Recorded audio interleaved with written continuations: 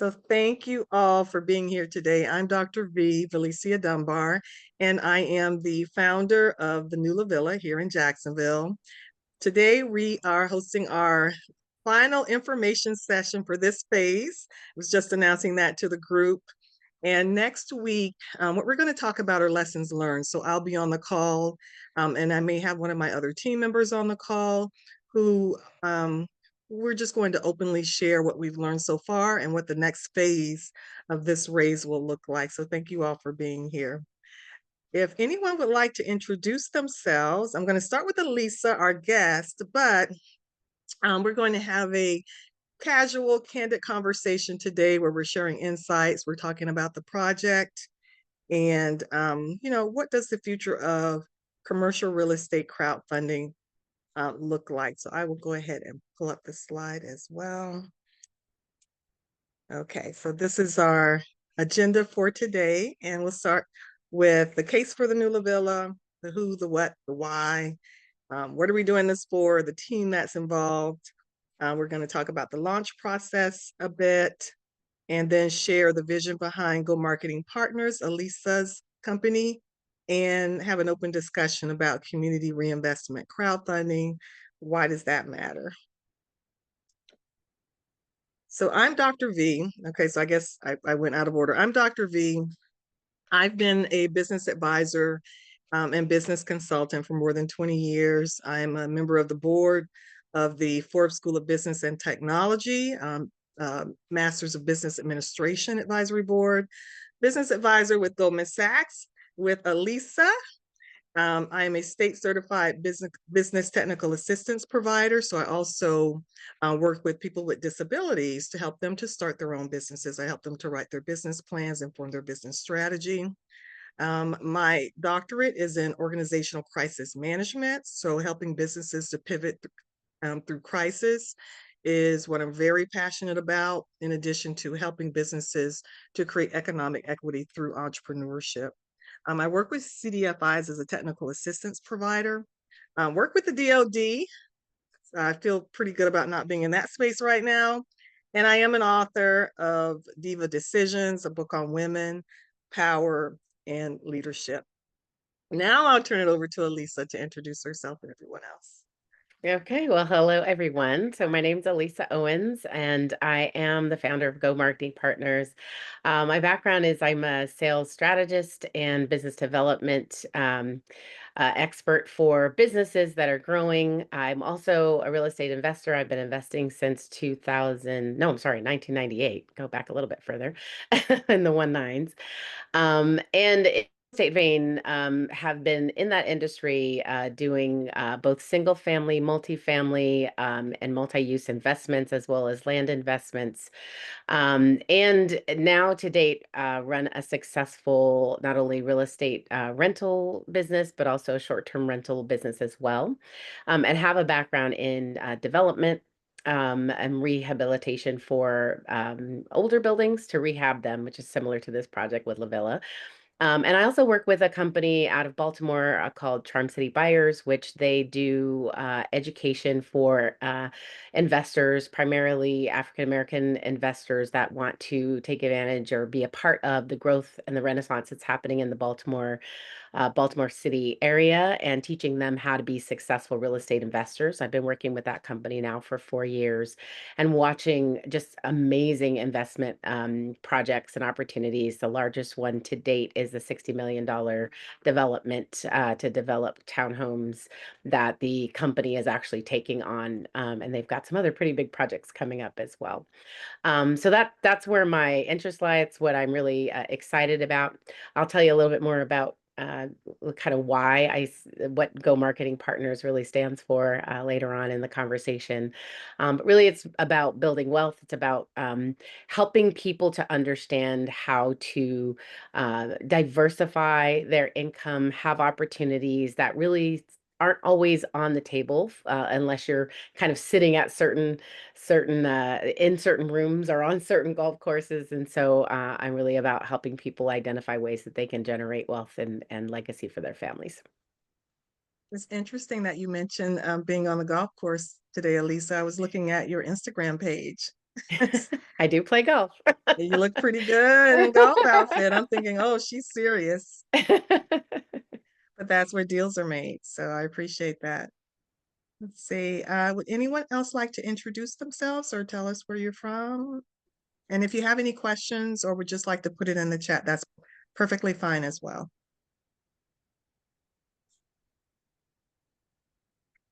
All right, wonderful. So I'll talk a little bit about the new LaVilla. This was a vision of mine for, just around, I think, 2021. I opened up, excuse me, 2019. I opened up a co-working space. We all know what happened in 2021. I opened up a co-working space after working with entrepreneurs who had residency tenants in our office in our local incubator here in Jacksonville. And I started to realize that a lot of the women who were coming to that space and coming to my workshops were sitting there late and didn't have a place really to go and work.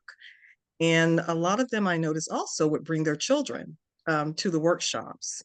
And it occurred to me that these women, after I started hearing their stories and what they were doing, were dropping off product at, meetup spots, going to places that I didn't think were necessarily business oriented places just to make sure that, they were servicing their clients. And so I opened up a co-working space in 2019, and very quickly COVID hit, closed the co-working space, reopened the co-working space, and then the ceiling collapsed and saw an opportunity in one of our historic areas to purchase a building and to figure out how we can start to look at this as a more broadly represented community project. How can we start to reinvest in these spaces and to own them as community in a similar model as a co-working space? So the LaVilla is that manifestation. It is the vision that I have for an entrepreneurship center and co-working space.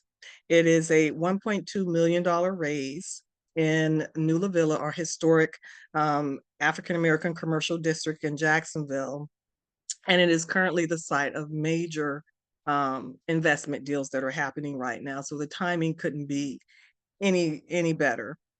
A lot of people I'm finding out are not familiar with Jacksonville, Florida. So apparently there's a Jacksonville, North Carolina, I think, Jacksonville, Mississippi. So we are the Jacksonville on the northern coast of Florida. We are part of the Gullah Geechee Historic Corridor on the lower southeast. We are at the intersection of two major U.S. Systems, which is I-95 and I-10 connecting the east and the west, and I-95 connecting the north and southern states. We are a major trade hub. We are the home of the multiple Navy bases and Navy yards here in Jacksonville, and we are a growing city. We were founded in LaVilla in 1866 and incorporated in 1899. It was the first suburb in Jacksonville, founded by former Black Union soldiers, and it became a thriving hub known as the Harlem of the South, home of the Colored Man's Railroad. James Weldon Johnson wrote Lift Every Voice and Sing, was president of Old Stanton High School, and was born in LaVilla proper. The building that we're renovating was known as the Will Hotel in as early as 1913, owned by a proprietress, Miss Fanny Harvey, who used it to lodge tenants, Cuban immigrants, Jewish tenants, and some of the employees that worked at Stanton High School were some of her residents. Down in the bottom of the building were grocery stores owned by our Jewish community, our Jewish immigrants, as a matter of fact. So what's happening now today is that LaVilla is the center of major reinvestment. We just completed the LaVilla Heritage Trail for $10 million. The Uptown LaVilla project is a huge $80 million mixed-use project that's coming online. The city and state have invested in the Jacksonville Regional Transportation Center at LaVilla for $57 million. They now have a electronic vehicle station that they're developing. Down the street, Lift Every Voice and Sing Park was completed years ago for $3 million. It's actually 2 blocks behind us. And in addition to that, they're bringing back housing. So when LaVilla was thriving, it was, a commercial corridor, but also had residential units, thriving family recreational spaces, and all of the homes were primarily torn down. There are maybe one or two houses that are still existing in LaVilla. One major home that's still there is only existing because it was designated as a historic landmark because one of the founders of the cigar factory originally owned it. And so now they're bringing back housing, $100 million in residential investment for townhomes and residential units. So the market generators are there. Now the University of Florida, the recent announcement has come on board saying that they will open up a graduate campus in LaVilla at a cost of 130 million. And the first courses are going to start fall 2026 next year. So the Jacksonville area overall is thriving as well. Jacksonville was designated as a supernova city by the Urban Land Institute, which means that it is experiencing rapid economic and business growth. We are the fourth best city in the country for new business startups. And as most people know, we are the largest city by geographic area. So when we compete with Miami about who's the largest city, we have to clarify we're the largest city by land, but state-wise, Miami has us in terms of population. But we are the 10th most populated city in the United States, and we have low income tax, no income tax, and state sales tax is uh, is zero. So for co-working spaces, why this particular model? Co-working spaces are thriving. When COVID hit, that was also the pivoting point for this new type of work-life balance model where people are working from home or working in open spaces, and they don't necessarily have to report to work every day. So Jacksonville, according to Statista, has a demand for more than 300 square feet of co-working space to service up to 9,000 customers. And they're demanding all types of co-working services. And so this space is going to be unique because not only are we a co-working space, we have residential live work units. That's our business model. We have a 2-bedroom, 2-bath unit, paying tribute to Miss Harvey and her lodging units. But we also want to have a cultural aspect where we have cultural events and wellness events, going back to my original co-working space, which had lactation rooms and a wellness room in that building. So our ideal client profile is someone who is an entrepreneur, that is culturally centric, focused on sustainability, and is looking for mission-driven collaborative spaces. So what does the future look like at 318 North Broad Street? This is a major thoroughfare in Jacksonville, 6,800 annual average daily traffic estimates, cars coming through that street every single day. We are across from the Duval County Courthouse with 1.1 million visitors monthly. Alisa and I were talking about that. They tore down 3 acres to build this $350 million courthouse across from us, and they don't have a coffee shop in there, or they have just the vending machines. So definitely a demand from those customers to have a coffee shop across the street with pastries and refreshments for them, but also a gift shop and a place where they can work if they have to do work in that building. We're also targeting boutique weddings with the facility upstairs. We can hold up to 35 in the meeting space, event space, and in the conference room, we can hold up to 20. We're walking distance from all of these other major locations, so we're definitely centrally located and part of the historic footprint of that neighborhood. So this is the building as it exists, not very pretty, but this is the only intact block that remains in what was once this thriving district. Our Masonic Lodge is that building in the back with the dark red bricks around the lighter bricks. That was known as one of the most beautiful buildings in the country in the early 1920s when the Harlem Renaissance writers And, all of the civil rights advocates were coming through that space. If you can see that tiny building in the back after the Masonic Lodge, that was a hotel owned by another female proprietress. That was the Richmond Hotel, and that was listed in the Green Book. This is the future rendering of LaVilla. And so what we want to do is to have a mural on that wall with the leaves paying tribute to the former Buffalo soldiers who founded the building.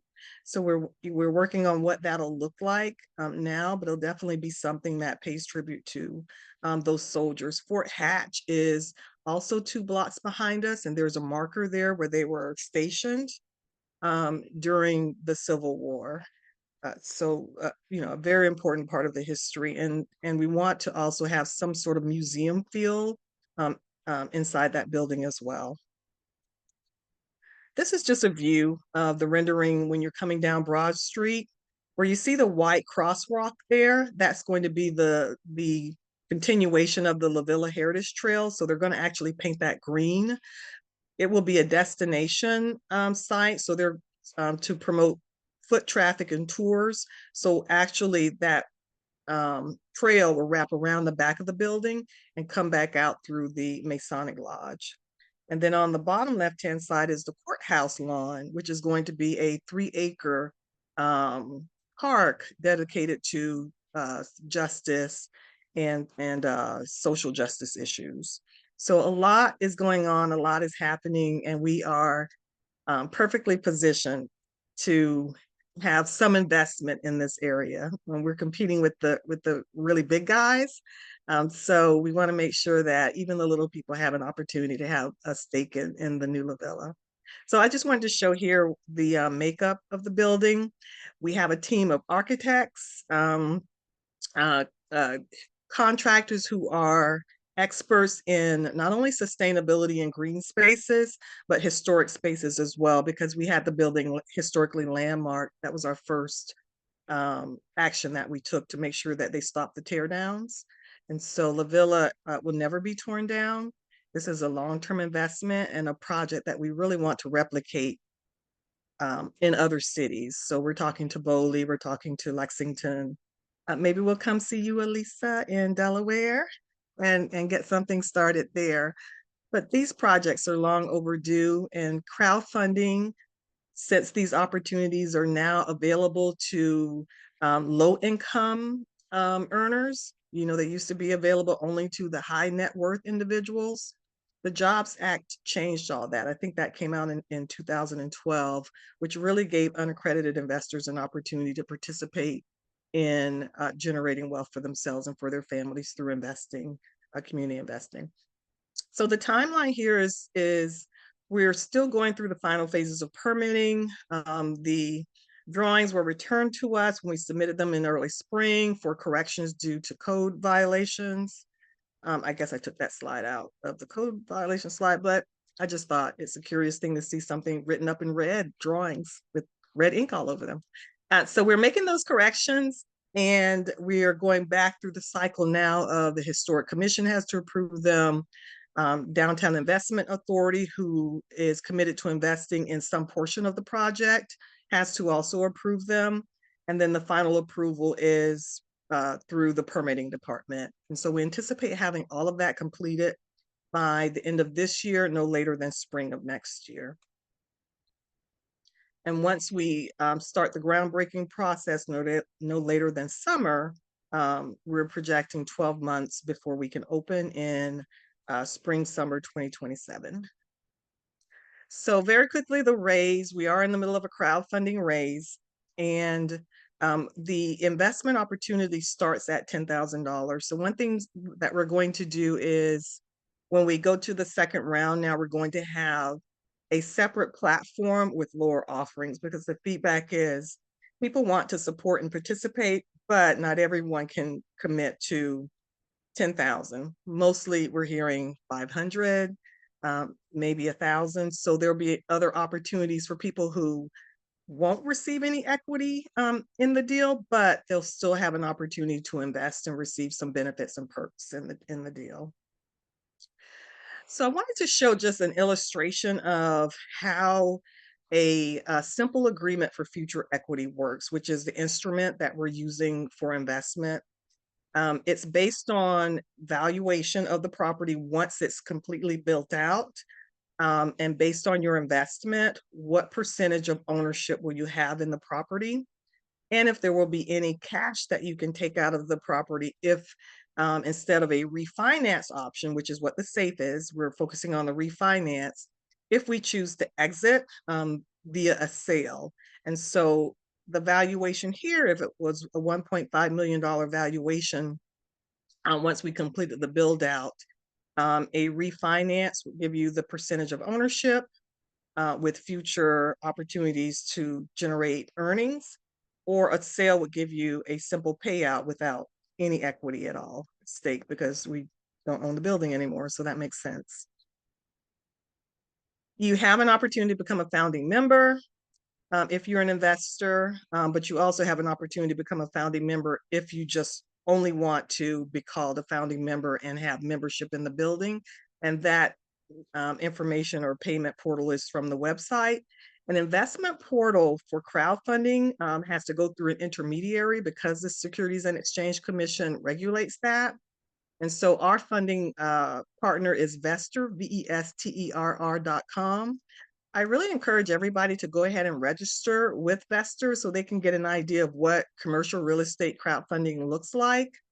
And, and go through all the documents and the information, and just to get comfortable with, what this could potentially mean for you if you were to start your own campaign or become an investor yourself. Investor incentives in this project, we are in a hub zone. We are in an empowerment zone. We're not in an opportunity zone. You may be eligible for new market tax credits. We are offering early investor incentives for equity investors who invest by October 15th. You will receive double founding member benefits. And again, those benefits are listed on the website as well as here. And so that's the entire campaign that we have going on right now for the new LaVilla. To get you all excited about crowdfunding really is where we want to go with this. But of course, we are looking for investors. So anyone that you all know that may be interested in this project and owning a piece of the new LaVilla, please let me know. I'm going to put my one-on-one link in the chat if you have more direct questions that you'd like to talk through with me. More than happy to meet and talk and chat it out and see how we can support each other in this campaign. So now I will turn it over to Alisa, but does anyone have any additional thoughts or questions or feedback or thumbs up? I'm gonna post this in the chat too. Thank you, Alisa. All right, great. Well, that was really, I've heard that presentation previously, and it just gets better. You always add really neat things to give really good awareness, especially because if we're not in Jacksonville, it's like just creating the vision for what's there. So I really appreciate all that you do to just kind of make sure that everybody has that awareness. Um, Thank you. yeah, just a little bit. Just wanted to kind of highlight a couple of things. So as we talked about, my background is primarily in the sales strategy and sales consulting area, and also as a real estate investor. And just to give you an idea, I know Go Marketing Partners is like, what is that name? What does that represent? And so, just to kind of take a step back and kind of where my vision is and what my goal is, and all the different kind of multi streams of income that I have now and that I've worked on over the years, and constantly growing that and working with others. But when I originally came up with the name Go Marketing Partners, it meant a couple things for me. One is really the vision to inspire entrepreneurs to grow, optimize their success, to grow their businesses, and promoting the business growth and wealth through opportunities, utilizing sales strategies and creating momentum that would support long-term and consistent revenue generation and wealth. And that's really what my focus and purpose is. So GO itself stands for grow and optimize. It also, though, it's not just about like the action of growing and all of that. It actually also represents my grandfather's name, which is General Owens.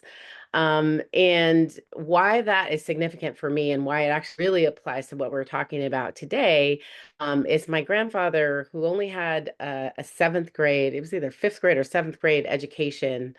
Mm. He moved his whole entire family, nine children, from Louisiana to California, nine children and his wife from Louisiana to California during Jim Crow, and was able to not only set them up, grow the family. He was able to buy a house in an area where most Black people, almost 100% of the Black people, did not own property. He was one of the very few people that was able to buy a house in California, mind you, and to be able to build that legacy and something that was, that could generate wealth for his family, and grew to where, there's, out of nine children, eight of them have college degrees and three of them have doctorates degrees. So just to give you, kind of that I sense of love what that. that That's awesome. does.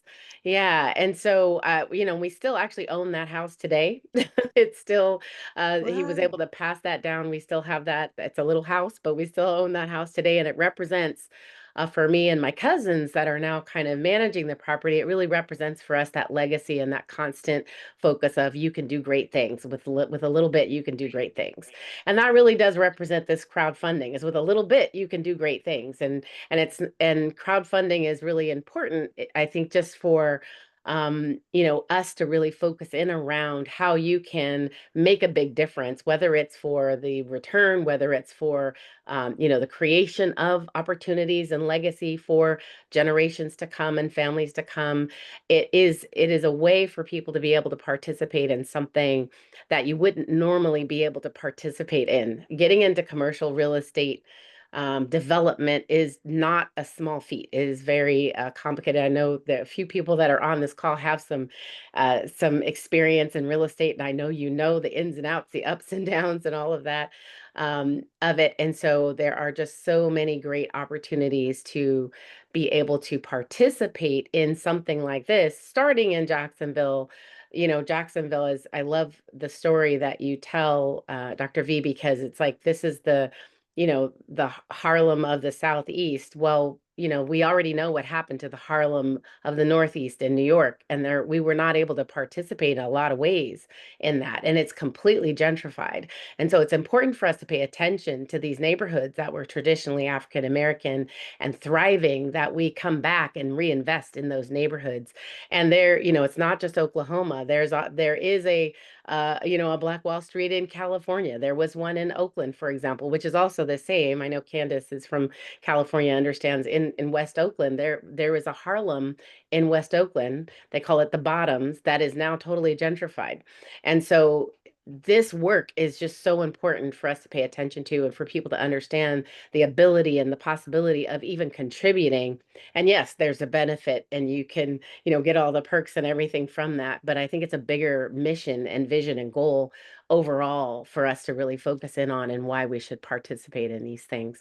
Last thing I'll say is that, and I mentioned this earlier, I've learned so much working with, it's Kira and Khalil Upta in Baltimore. They're spearheading Charm City Buyers, the founders there, and their mission is the same, is to really focus in around building Black wealth and having people have a seat at the table where you normally would not have that seat at the table. And the new LaVilla really feeds into that same mission of development. And in 12 years, they've been able to go from doing single family homes in Baltimore to now being collectively the largest residential purchaser, whether it's single family or multifamily homes in Baltimore, collectively, with all the people that they've been coaching and mentoring over the years. And to date now are developing a $60 million townhome project, right in the shadow of Johns Hopkins University. And that's what can happen when you have a collective effort. They knew they didn't want to do it on their own, and they couldn't do the impact they wanted on their own. So they started teaching people. And now there's over 800, they call it next gen members, that are collectively focusing in on making Baltimore a better place and making sure that we have a seat at the table. And I see this as the beginning and the seed for Jacksonville, for more and more people to become aware of what's happening there. Not only this project, but once it's there, you'll have the co-working space for people to come and experience it. And so I'm just really excited about this project.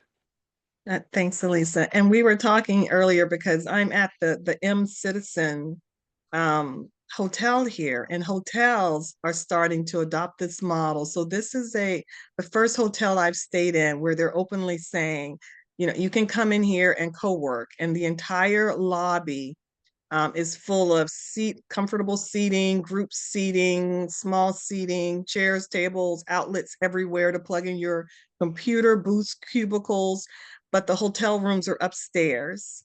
And so even if you're not living here, you can come in here and set up an account, and you can also purchase an account nationwide to go into any other location. So companies are starting to understand that this model is not going away. It's going to be the model for future business owners, to use. And so the 2-bedroom, 2-bath, the 2-bedroom, 2-bath that we have at the new LaVilla is just a tiny taste of what this trend is looking like. So our members, my thought was, yeah, if they're working late, I want them to be able to rest. But I also want, if they're a member, and we're looking at partnerships in Baltimore. So shout out to the Cube, Tamira's co-working space. Tamira was Yes. on last week. If there's a member who is a partner who is coming into Jacksonville, someone mentioned the Jaguars. I was like, well, whatever drives them here, we'll take them. So if they're coming to see football and they need a 2-bedroom, 2-bath with, their family or with friends, we wanted to be able to accommodate them. So again, this is a footprint that we want to start, and we want to make sure that we can do it in other places. We have conversations with Tulsa, Oklahoma. So that's another one, Alisa. Hmm. Um, Wonderful. excuse me, not Tulsa. I'm so sorry. Boley, Oklahoma. Bowley. It Okay. has the longest continuing Black rodeo Oh, in, okay. in Boley, Oklahoma. And so our next visit is to go and look at Boley. And then, interestingly enough, in Lexington, they have the not the cowboy, but the jockey, the black jockeys. I forget what they call themselves. The Black Horsemen. Okay. So, and then here we have the Buffalo Soldiers. So it's very interesting, that twist. I emailed Beyonce and wrote Beyonce and told her we have, this theme here that she's can support. But yeah, there's a lot of, again, historic neighborhoods, historic commercial districts that we can all support and participate in. And so the historic, perspective of SEC investing, again, because we have to register with the SEC. Vestor, the funding portal, also has to be registered with the SEC, was that you had to be an accredited investor. And so now they've created a new category for non-accredited investors. And I don't know if anyone, knows the difference, but the accredited investors, you have to have, if you're single, generate at least $200,000 in earnings, or have $1 million in assets, not including your primary home. And that was the only way that you could invest before the Jobs Act. If you were married, it was 300,000. And a lot of people, that excluded them from being able to invest in these major projects that are happening. And so now you can invest as a non-accredited investor. Investor, this is a platform that was created by an African-American woman, who owned hotels. And she wanted to give other people an opportunity to invest in hotel ownership. And so that's how Devon Reeves is her name. So look her up on LinkedIn, and please give her a shout out and give her support. Devon created this platform to start to expand beyond hotels and give people like me an opportunity to look at what other commercial fundraising we can participate in, but as non-accredited investors as well. So non-accredited investors is under 200,000. You don't have to have the $1 million sitting in your 401k or bank somewhere that you're not touching. You just have to make sure that a certain percentage of your income doesn't that you don't overinvest, that you don't put yourself in a hardship situation. So that's what the Jobs Act allows for non-accredited investors to invest. And so that is one of the lessons learned that I've come across with this campaign is there are a lot of non-accredited investors. So even though they can invest on this platform, the percentage may put them in hardship. And so that's what we're addressing now with our next phase of this campaign. So any thoughts or curious questions about just crowdfunding? I'm curious to know if anyone has participated in crowdfunding or understands crowdfunding or can share any information about, campaigns that they may be aware of that were successful.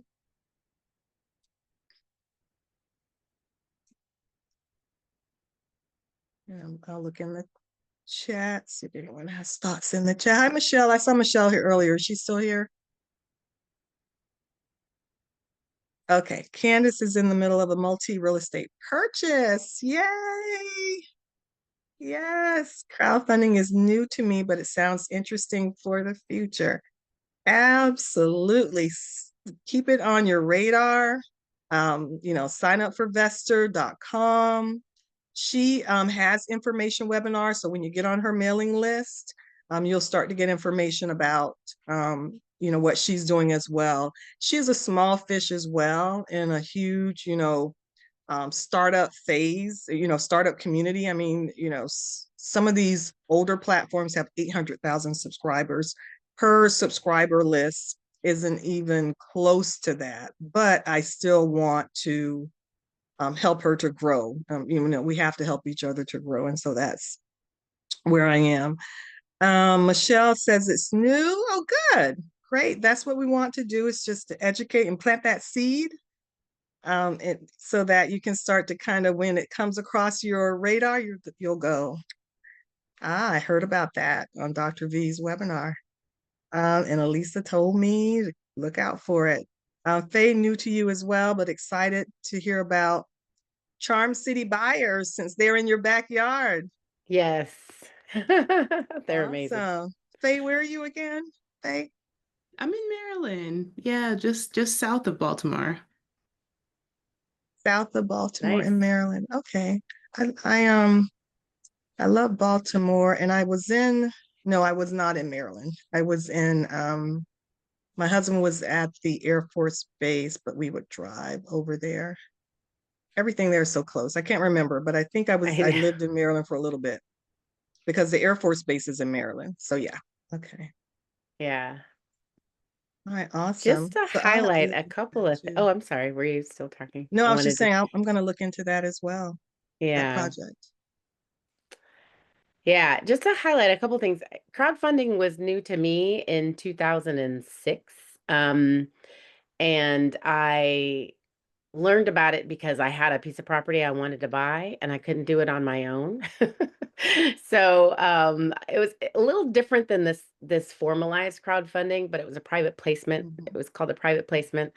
And I pulled together 11 investors to purchase a property in the Bahamas. Now, of course, well, it was in 2006. Sorry, it was 2005. And of course, we know what happened in 2006 and 2007. So The other that is recession. a big recession, and the major investor in the area that I was working in was Lehman Brothers, and they actually went bankrupt. And so the whole deal just kind of fell apart. However, the idea was great, and had the time been different, that would have been hugely successful, because it was a lot of people being able to invest a little bit to have a piece of property that no one person would have been able to purchase on their own. And that really is Absolutely. like the concept. It was a way to get in with a lower amount of capital, to create, an opportunity, for that. So Yes. it really just takes like this one spark of like, oh, but really this is something that it's not new in the real estate arena. It's just not always formalized as it is today in terms of the crowdfunding, for example, Mhm. platforms like Vestor, which is, I think, is phenomenal because it does, yes, it's very high risk. Candace, you're absolutely right. And nobody knows that better than Candace for sure. But understanding that when you have the regulations and things like that, at least you are completely transparent and aware. There's a lot of transparency about what you're investing in, right? And how you're investing. And I know Dr. V has all of that information. So if you want to know like all the background, the numbers, the specific details, that's what's so great about having this formalized process is that she's done all that homework. She's done all that work. And any other investment that you do want to be, think about or you are interested in, it is important to know those details and that information. I can tell you in 2005 and 2006, there was a lot of we call them the private placements. I remember I invested in a horror film company that, was like it was all the great thing. Of course, the recession happened after that as well. But the idea though was that we were able to take small amounts of money and be a part of something bigger and greater. So um, you know, I think this is the seed that we plant for for you guys that will hopefully pass it on and plant that seed. It's also a way for us to really collectively do a lot more. And I Yeah. just think this is a great idea. Yeah, I'll need to talk to you about someone approached me about investing in a movie. I was like, this is not the right time for me. My hands are tied. But we were talking earlier about the difference between VCs, and that's one thing that I'm still exploring is, what is the difference Yeah. between VC investors, the Yes. venture capitalists, and where does this land with them and that community? Yes. Because I think there is an opportunity to kind of for these to intersect. And so I'm just curious to know what that looks like as well. So I am researching that part. I mean, Yes. and if anybody has any insight into how this plays with VC raises and funding, I'd love to hear about it. Has anyone invested in venture capital ventures? Sees? No? Oops, let me go back to my chat. Oh, no one's invested in VC funds. No. Hmm, okay. So I will definitely look into that because, I'm all about seeing, where everything lands, what is viewed and how it's viewed and at what degree of ranking, you know, um, these different opportunities are showing up and appearing. I would say that when I saw the opportunity to invest in the movies, I just thought that was odd. So, but there's all types of opportunities out there. For me, investing in real estate has always been my path, and where I've always seen a return no matter what. It goes down, comes up. By the time I'm ready to sell or offload, I have three times my returns. And so, and that's in residential. This is my first attempt at commercial properties, which I felt was just, the next thing. And so learning this as I go along and appreciate any information as well, to help educate and enlighten me about how this works. Investor has been a great partner in doing that, and my attorneys. So when I go back to the team, the attorneys have been a great partner, expensive partner in doing that. And so if I haven't said, getting him back, I told Alisa, the first phase of this, my attorney was in my head too much and I didn't have the numbers in the slides. This time around, I'm putting the numbers in the slides because people want to know. And if you can't tell them clearly, telling them to go to read 157 pages is just not going to cut it. And so with the attorneys, very informative. If I haven't said the disclaimer yet, this is, investing, it is a risk. There's no guarantee of a return. Those are the types of language we have to make sure that we repeat and that we don't make any promises or guarantees. So thank you for that reminder, Alisa, about the regulations here. You do Sure. have to be very careful. Any other thoughts or questions for me? All right. Thank you all so much, ladies, for being here. So we have our YouTube channel. Please subscribe to the YouTube channel. We also have our Facebook page that is starving for some more followers, and then our Instagram page. And of course, we have the landing page on LinkedIn, which is where we're trying to direct most of our communication. So please follow us there, and tell all of your friends to get on the campaign for the new LaVilla, and to help us to get the word out about, this new model that we're building for reinvesting in our forgotten spaces. Alisa, any final thoughts? No, just thank you for just a great presentation, and really even just taking this on and sharing it and allowing it to be open for others, because you technically could just go get a loan, right? I mean, it's nice that you open it up for the community to be able to participate. And again, I really do think it's an important project that really is bigger than just making money. This really is about legacy, and protecting our history. And I appreciate that you're taking this on and sharing it with everybody. Thank you, Lisa. I appreciate that. Thank you so much, ladies, for joining us tonight. I will be in touch. You all are now officially on the email string, so you'll get a lot of stuff coming at you to keep you informed and updated on the project. So thank you so much. Thank you, Faye. Thank you, Michelle, Candace. Have Thank a you. wonderful evening, everyone. Thank you, Elisa. Thank you, Keisha. Thank you. Have a good night. Bye. Bye-bye. Bye-bye. Good night. Thank you, Elisa.